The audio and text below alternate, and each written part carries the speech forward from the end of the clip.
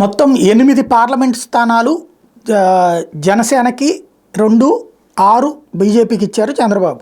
ఆ 8 పోను మిగతా 17 అనౌన్స్ చేయాలి. అయితే ప్రస్తుతం 13 స్థానాలకి అభ్యర్థులు అనౌన్స్ చేశారు పార్లమెంట్కి. తాజాగా శ్రీకాకుళం కింజరపు రామ్మోహన్ నాయుడు, విశాఖపట్నం మాత్కుమిల్లి భరత్, అంటే ఇక్కడ ఇది బీజేపీకి వెళ్ళట్లేదు. ఇక అమలాపురం గంటి హరీష్ మాధుర్, ఏలూరు పుట్ట మహేష్ యాదవ్, విజయవాడ కేసినేని శివనాథ్ చిన్ని, గుంటూరు పెమ్మసాని చంద్రశేఖర్, నరసరావుపేట లావు శ్రీకృష్ణదేవరాయలు, బాపట్ల టి కృష్ణప్రసాద్, నెల్లూరు వేమిరెడ్డి ప్రభాకర్ రెడ్డి, చిత్తూరు దగ్గుమళ్ళ ప్రసాదరావు, కర్నూలు బస్తిపాటి నాగరాజు, పంచలింగాల నాగరాజు, నంద్యాల బైరెడ్డి శబరి, హిందూపురం బీకే పార్థసారథిలకి కేటాయిస్తూ నిర్ణయం తీసుకున్నారు. తద్వారా హిందూపురం ఇక ఇది పరిపూర్ణానంద స్వామికి లేనట్టే అది కన్ఫామ్ అయిపోయింది. విశాఖపట్నం ఇవ్వనట్టే అది కన్ఫామ్ అయిపోయింది. అలాగే ఏలూరు ఇవ్వనట్టే బీజేపీకి అది కన్ఫామ్ అయిపోయింది.